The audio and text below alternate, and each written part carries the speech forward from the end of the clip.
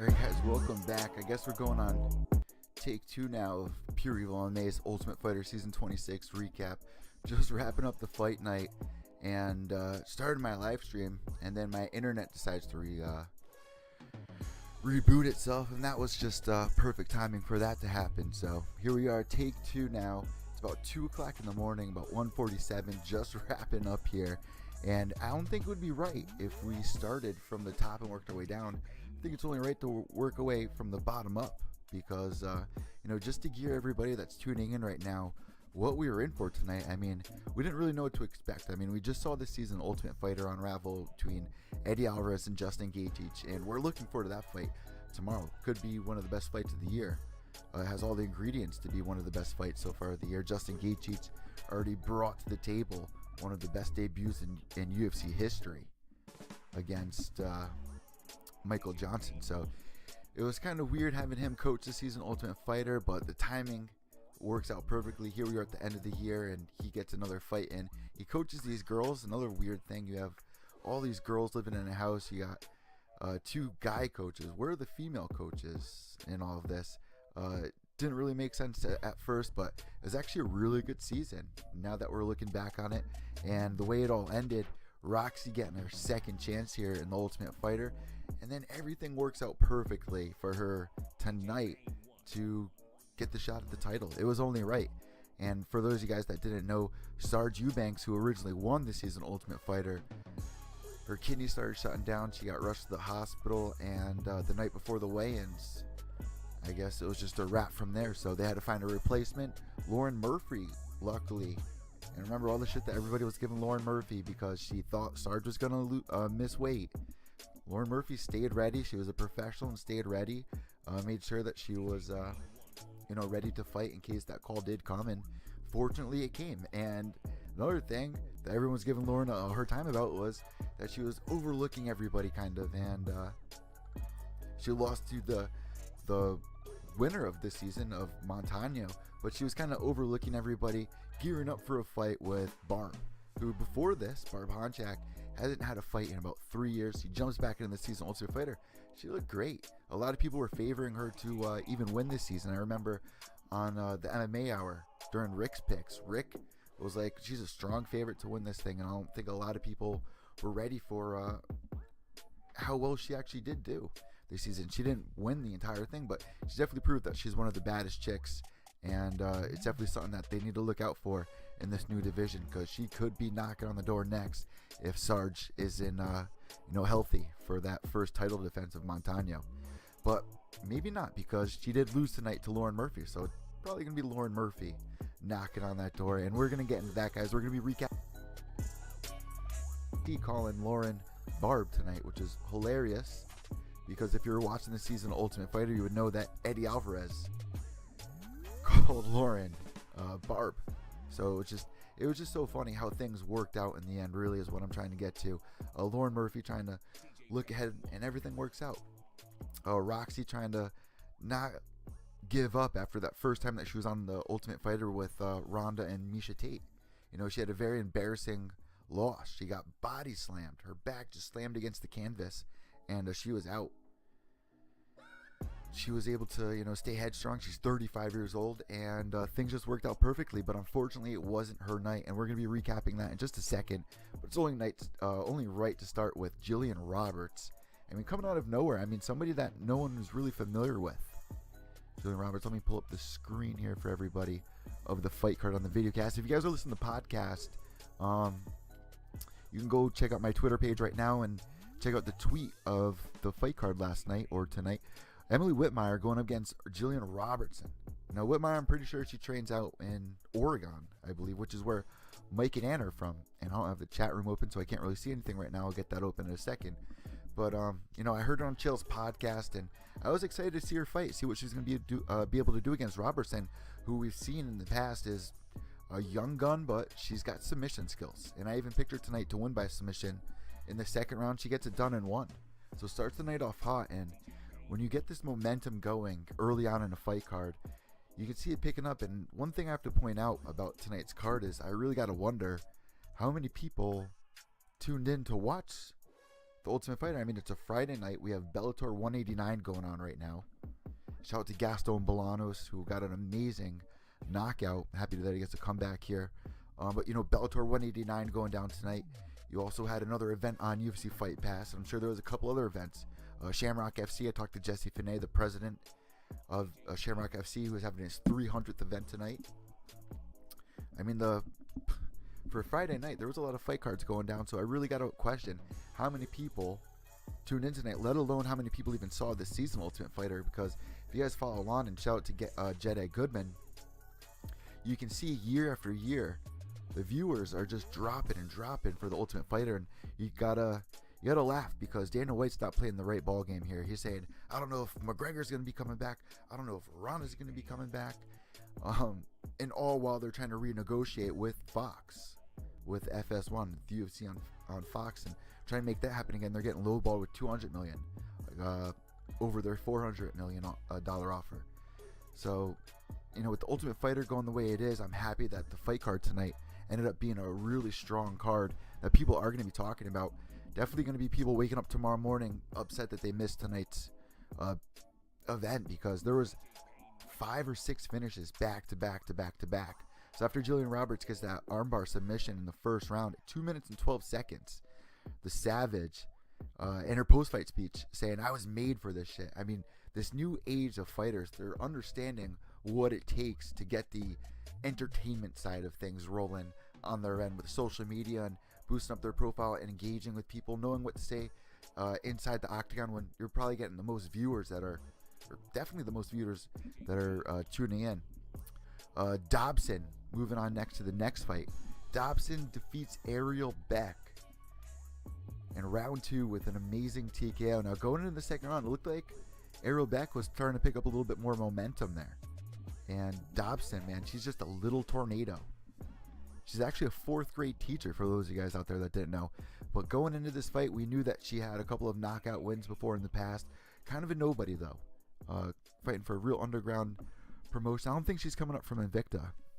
Correct me if I'm wrong. She's from another smaller organization, but she had high hopes coming in this thing. I know that she was ranked pretty low on the bracket there, but Dobson getting the second round TKO finish over Beck. And I've interviewed Beck before in the past. She's definitely a pioneer of the sport. I mean, I think she has a 4-4 record now, but she's been around for a while fighting over there at Invicta, and definitely don't like seeing people that you know or have interviewed before in the past. You don't like seeing them lose, but Dobson getting the finish in the second round starts this whole momentum up for the fight. So now we got 2 finishes in a row. We're excited for the next one, but the way that Beck folded up in this fight, I mean, she got hit with a beautiful combination by Dobson and just folded up, really just kind of gave up, it seemed like. And I'm not saying that she's not a fighter, not a warrior, but it just looked like she was in a lot of pain and just really couldn't take anymore. So she had to fold up and give the TKO to Dobson. Moving on, we had Rachel Ostovich, fan favorite for the guys and the girls, I guess, defeating Gavorkian. Now, Gavorkian missed weight by 5 pounds going into tonight's fight card, which was really upsetting. I mean, if you're a professional, if you're coming into the UFC, you need to be making weight. You knew that this was on the schedule, and the UFC looks at that. They don't want, there she is, Rachel Ostovich showing up on the video cast. But in the UFC, you can't be showing up missed weight, because when push comes to shove, it just doesn't look right. It doesn't look professional. This is your job, and to miss it by 5 pounds definitely paid off for Rachel tonight. I mean, Rachel was one of the biggest favorites to win tonight, and she got it done. She defeats Gavorkian via submission by armbar in like 90 seconds of the first round. Just an amazing moment. If you followed Rachel and you've seen her fight before, I've interviewed Rachel in the past on Cage-Side Submissions like 2 years ago, looking back, and she used to dress up in the Wonder Woman costumes and stuff like that, and guys just drool over her. So I wasn't surprised that she was on this season Ultimate Fighter. I'm happy that she made it through the tryouts and was on this season. To see her win in the finale the way that she did in 90 seconds, I mean, how can you not be excited? Like, the way that these girls kicked off this division, how can you not be excited for the female fights? The girls deliver 95% of the time. Every time that I tune in for a girl fight, especially when they're 5 in a row, 6 in a row, or 6 on the card. I mean, look back at UFC 200, headlined by female fighters Misha Tate and Amanda Nunes. I mean, the females have come such a far way, and seeing Montano get that belt around her, just marking a new era. It's just a very special moment, and I would love the way that the momentum built up as we tuned in tonight. And I just feel so bad for anybody that didn't tune in, and I'm sure the people that didn't tune in this season Ultimate Fighter are probably curious now after seeing some of these great fights tonight. They probably want to go back, and I do have to say this though, against Comcast, against Ultimate Fighter, every year they've always been on point with uploading an episode as soon as it airs on FS1. Not this season. For some odd reason, this season after an episode aired, it took a couple of days for them to upload it, and I wonder how much of an impact that made on views or people really keeping interest in the season. I mean, you can watch the first couple of episodes, then you get caught up doing something. You go look for it on demand a couple of days later. It's not there. You kind of give up hope. You kind of give up your appetite for that season. But after seeing tonight, I definitely want to go back and watch a couple of the older episodes, because there was a lot of points that really just came full circle tonight, like Eddie Alvarez calling Lauren Murphy Barb, and then DC calling her Barb inside the octagon. And just great moments that just really came full circle. And Lauren fighting Barb, everything was just working out perfectly going into tonight. And then we look forward to UFC 218 tomorrow morning. I mean, you just have a lineup of amazing bouts, and we really got spoiled tonight, which is why I got really upset when I looked on social media and saw people start complaining once we got to our first decision, which I'm going to get to in a second. I believe it was the Fabian Bennett fight. And people on Twitter were backlash and saying it was boring, that they wasted 15 minutes of their life. And I laugh, I chuckle at it. I'll like it on Twitter and stuff like that. But when I really sit there and think about it, I mean, we've just been spoiled lately. How many times have we been so excited or anticipating a card coming up, and the entire thing is just shit?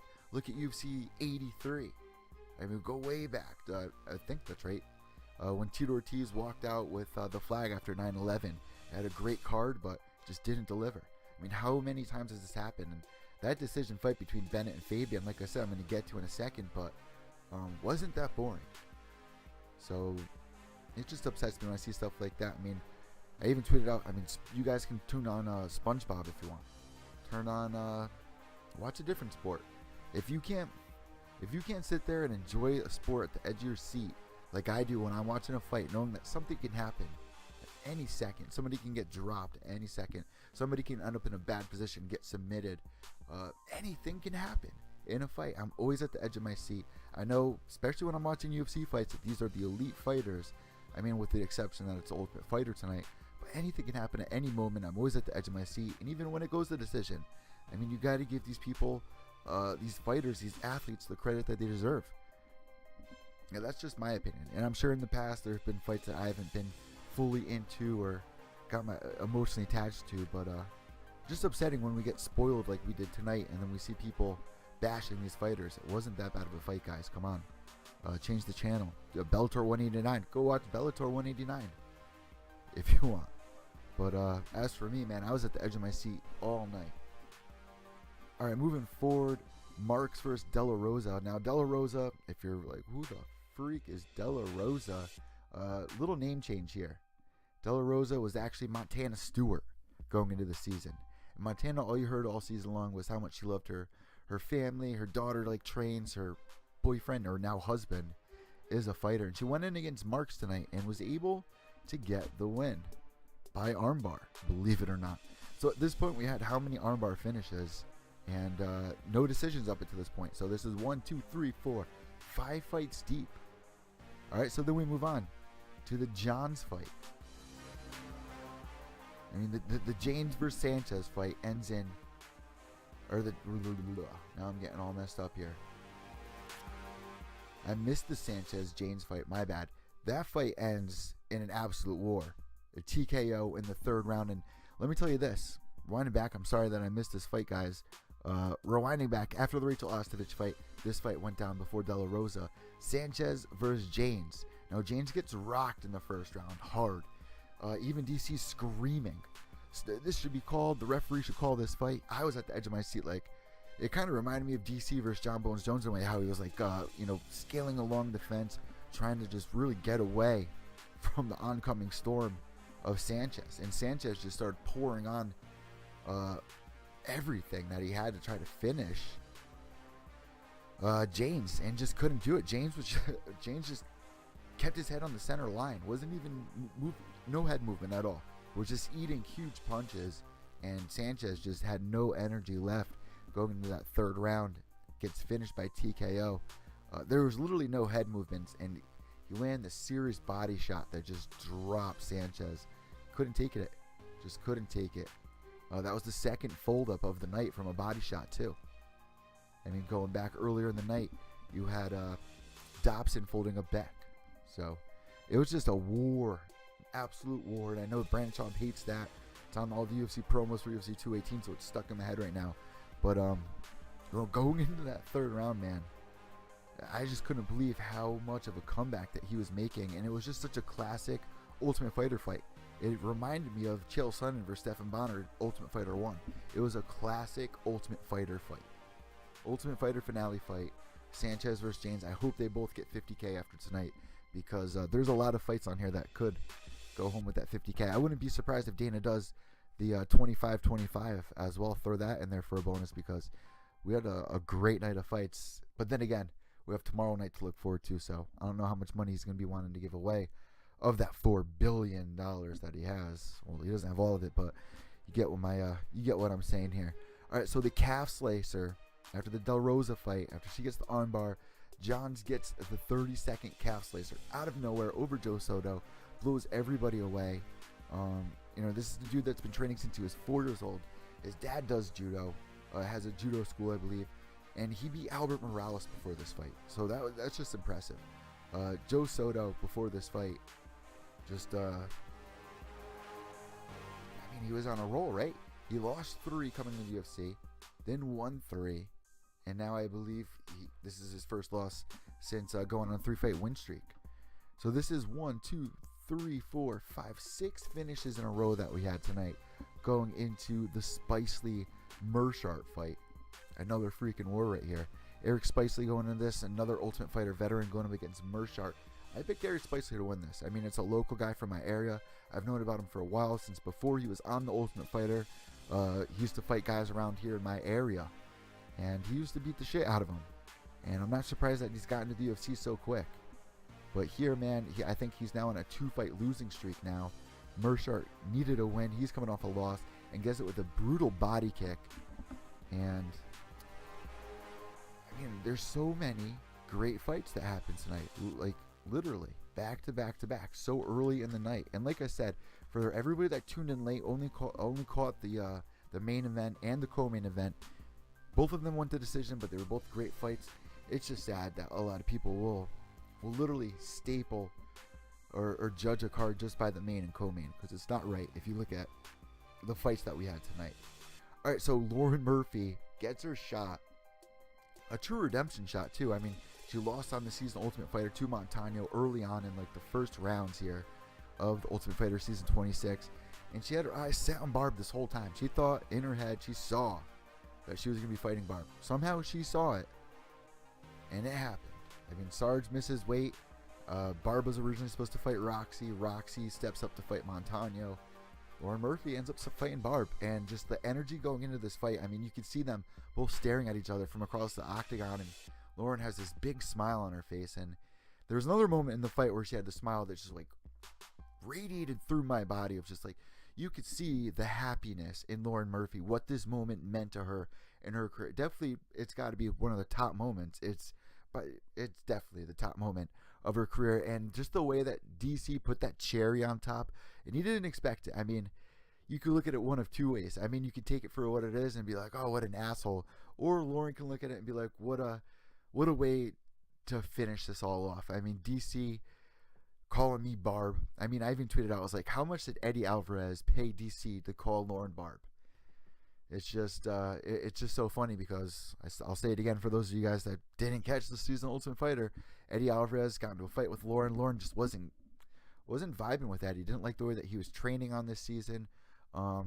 She wanted a different style that wasn't really the Ken Shamrock style of training like Eddie Alvarez brought, and Eddie Alvarez got a little offended by it. But the same time, he calls her Barb. And Lauren's like, I'm not. My name isn't Barb. And then tonight, DC, to top it all off, after Lauren goes through that amazing fight, calls her Barb. It's just the way that circled through.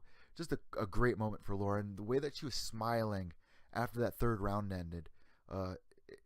It just shows you what the sport really means to a lot of people out there. Not even just the fighters, to the fans especially, and to the fighters especially, but the people that have hard lives. They go to work and they look forward to these fights. They look forward to looking up to their fighters or having a moment away from reality to watch somebody go through the pain and just be able to come back time after time. Not even in one fight.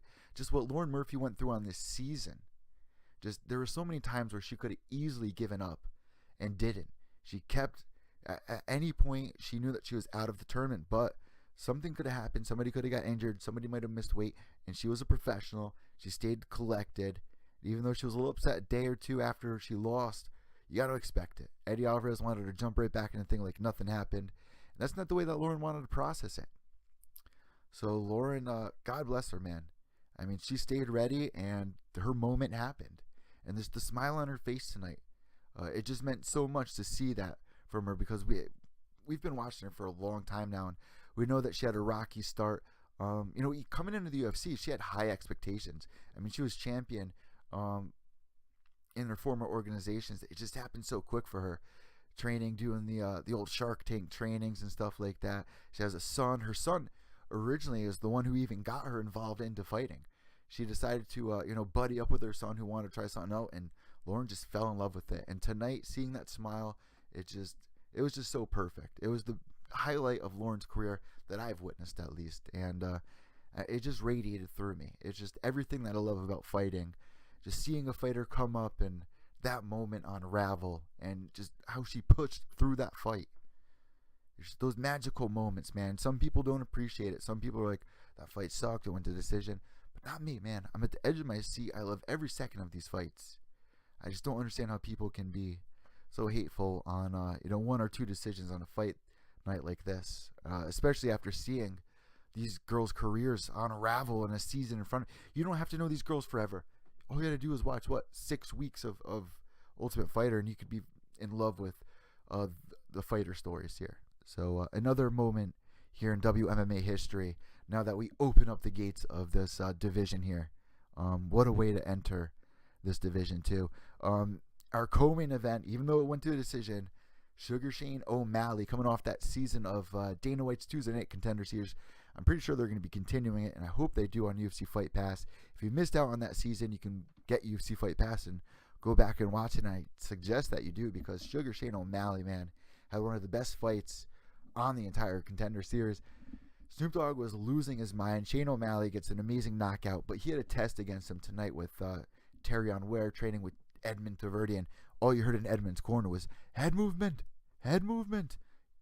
Even DC's commentator, color commentator, whoever he was commentating with, which I wasn't really that big of a fan of, was asking a lot of newbie questions, in my opinion. But he was even saying, you can hear it from your corner saying, head movement, head movement. It's like, do you know the joke behind that? First off, do you know the joke behind the Amanda Nunes Ronda Rousey fight, the head movement joke? Go check out my boy Mohad Foodalot's video to to circle back to that giggle. But O'Malley, man, going into this fight, he pushed forward. He had the flashy stuff, but going into the second round, he started tiring out.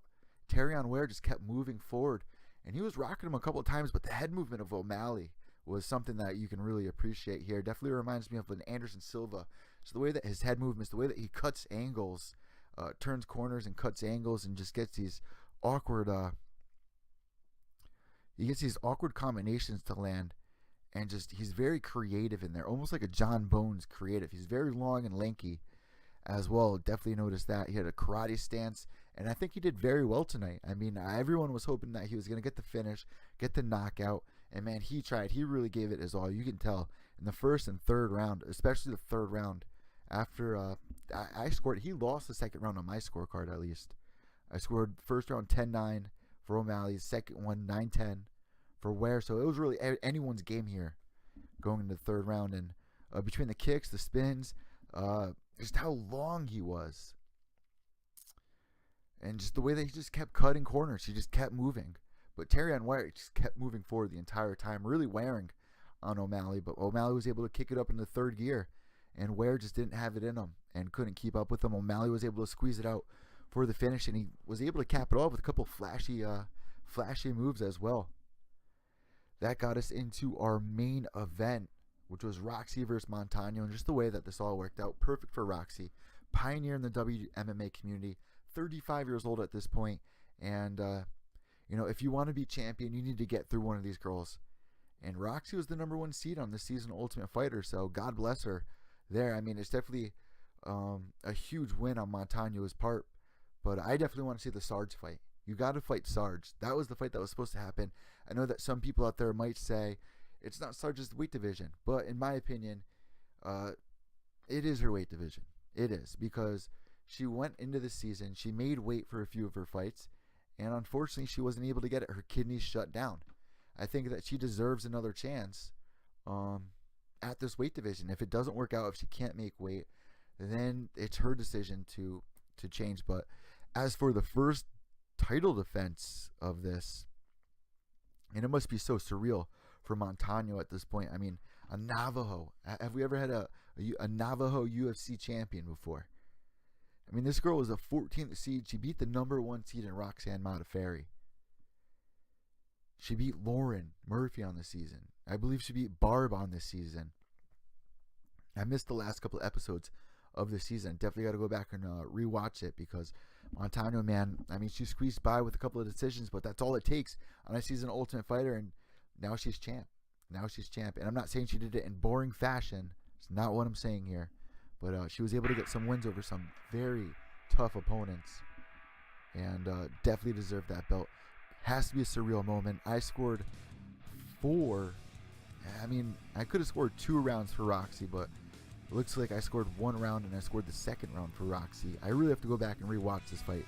But the way that I scored it, I scored first round for Montano, second round for Roxy, third round for Montano, fourth and fifth for Montano. But Roxy was picking up in the third and fourth round, I thought. So I'm going to have to go back and rewatch that. But one judge scored it all the way across. 50, 10, 10, 10, 10, 10 for Montano all the way across. And Roxy's got to be upset. But she's been in this position before, and I'm sure she can get another crack at it if she continues to chomp at the bit and go back to Syndicate MMA and just work a little bit more on whatever it is she believes that. I mean, there were a couple of moments in this fight where she had an armbar where she could have pulled it out in the last seconds of the fight. The entire time I was at the edge of my seat. Roxy is just so good off of her back, but Montano was able to do some damage, even while in some very vulnerable position. So she definitely deserved the title tonight. If we have to rate this out of 5 stars, I give it tonight 4 out of 5 stars. Definitely deserved it. I mean, I really wonder what you guys are thinking about this, so let me know on Twitter at evil_echo. That's EVIL_ECCO. What did you think was fight of the night? Was it Rachel Ostovich getting her submission win? Was it Sean O'Malley's debut? I mean, I was hoping it would be Sean O'Malley's debut for the 50K, but I don't think so. I mean, the way that James came back after being rocked by Sanchez in the first, even John's 30-second calf slicer KO, that was an exciting one. Mershart with the TKO, with that body kick. Jillian Robertson, the submission in the first round by armbar at 2 minutes and 12 seconds. Dobson defeating Beck. That armbar that Rachel had, like I said. I mean, that was such an emotional moment when Rachel won that. You can tell she was just pouring her eyes out at that moment, and it just happened so fast. This whole momentum going through this whole season, living with all these girls, and being away from her children. Finally, you get the moment. You get to perform live in Vegas, and it goes down like that, just flawless, literally flawless. And almost wanted to crack a tear with Rachel. There was a couple moments tonight that were definitely emotional between that and the Lauren fight, and really brought me close. I am so excited for tomorrow night's fight for UFC 218. The preview show, you guys can check out episode 53 of Pure Evil MMA on iTunes, Podbean, and right here on YouTube. But if we are rating tonight's card, I'm giving it a 4 out of 5 stars without a doubt. Let me know what you guys think on Twitter at evil_echo. That's EVIL_ECCO. Let me know on Instagram and Facebook. You guys should definitely follow me on Facebook. Make it so easy, and Instagram at Pure Evil MMA. It doesn't get any simpler than that, guys. It really doesn't. Thank you guys so much. I hope you guys have a great night. Exciting night. Let me know what you guys think about tonight out of 5 stars on Twitter. Behave yourselves. I'll catch you tomorrow. Got some more fights coming our way. Have a good night.